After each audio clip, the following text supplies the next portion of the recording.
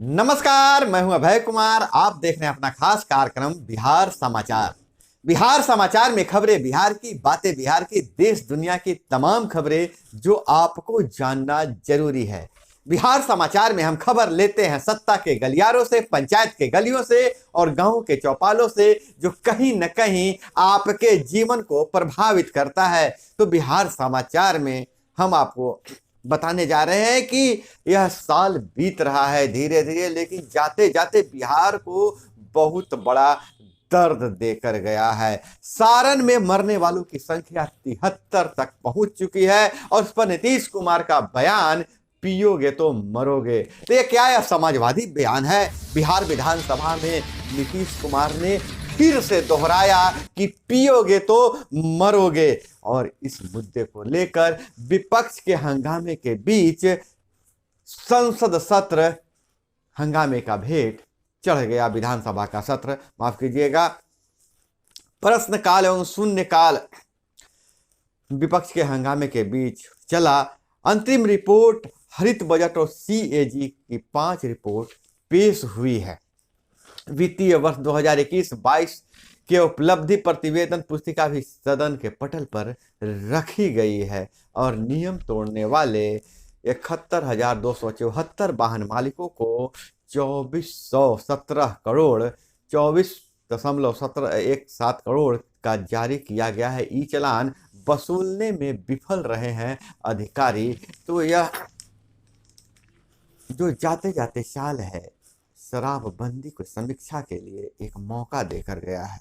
हालांकि नीतीश कुमार अड़े हुए हैं कि जिनको चुनौती दे रहे हैं कि जिनको अगर सब कोई मिलकर कहें कि शराबबंदी हटा दीजिए तो हटा देंगे। जहरी शराब से मरने वालों को मुआवजा देने और महागठबंधन विधायक की मांग पर विफल पड़े नीतीश कुमार। नीतीश कुमार का जब तक विपक्ष घेर रहा था तो उतने विचलित नहीं थे। जब महागठबंधन के विधायक ही जब शराब पीड़ितों, शराब पीने से मरने वालों के लिए मुआवजा की मांग करने लगे तो नीतीश कुमार बिफर गए और राज्यपाल से राष्ट्रहित में राष्ट्रपति शासन की मांग भाजपा विधायकों ने शुरू कर दिया है। वहीं सुशील मोदी ने कहा है कि 35,000 करोड़ का नुकसान, 1,000 मौतों के बाद भी शराबबंदी की समीक्षा क्यों नहीं हो रही है? शराबबंदी की समीक्षा क्यों नहीं कर रहे हैं नीतीश कुमार? मोदी बोले, नीतीश सरकार कानूनें लागू करने में पूरी तरह विफल रही है। और वहीं शराब कांड पर भाजपा की बयानबाजी पर पप्पू यादव का करारा जवाब आया है। उन्होंने कहा है कि भाजपा के 60% से ज्यादा जिलाध्यक्ष शराब मामले में दोषी हैं, संरक्षण देते हैं नेता। तो शराब मुद्दे को लेकर बिहार गर्म है। देखिए, यह राजनीति है भैया, किस करवट बैठती है। और वही बात करें आपकी काम की बात, तो कुशल युवा कार्यक्रम के तहत 1 करोड़ युवाओं को तकनीकी शिक्षा देने का लक्ष्य। केवाईपी ऑनर्स एसोसिएशन के कार्यक्रम में भू सुधार एवं राजस्व मंत्री हुए शामिल और कुशल युवा केंद्र के जो ऑनर्स हैं वह 1 करोड़ युवाओं को तकनीकी शिक्षा देने का लक्ष्य रखा है।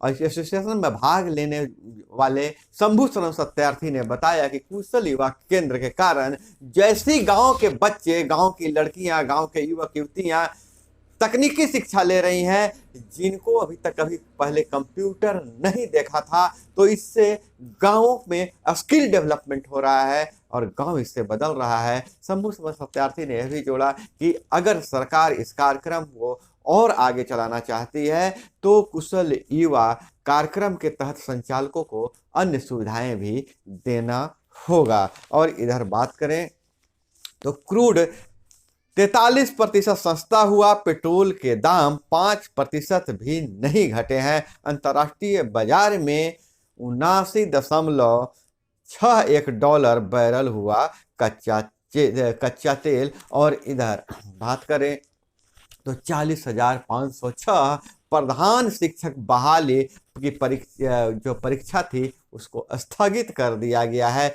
बीपीएससी ने सूचना जारी कर दिया है। हालांकि कल ही मैंने आपको बताया था कि हाई कोर्ट ने इसका संज्ञान लिया है। उन्होंने कहा है कि नियमावली आपने कैसे बनाया है उसकी समीक्षा कीजिए, उसके बाद परीक्षा लीजिएगा। तो एक बार फिर बिहार में परीक्षा लटक गया है। वहीं नगरपालिका चुनाव का पहला चरण का प्रचार प्रसार थम गया है।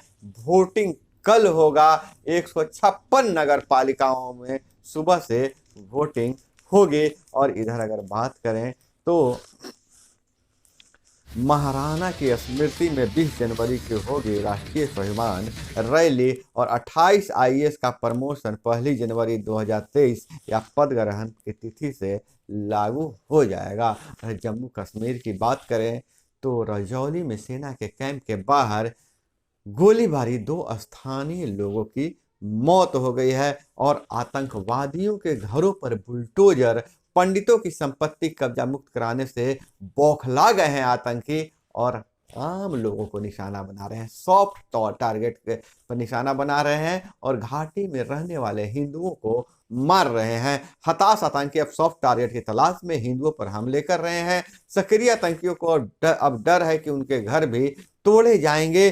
सरकार को पंडितों की जमीन हड़पने की 8,000 शिकायतें मिली है। कश्मीरी पंडितों के नाम वाली सूची लीक हुई, उसी से आतंकवादी धमकी दे रहे हैं। हालांकि यह सरकार की सूची लीक कैसे हो जाती है।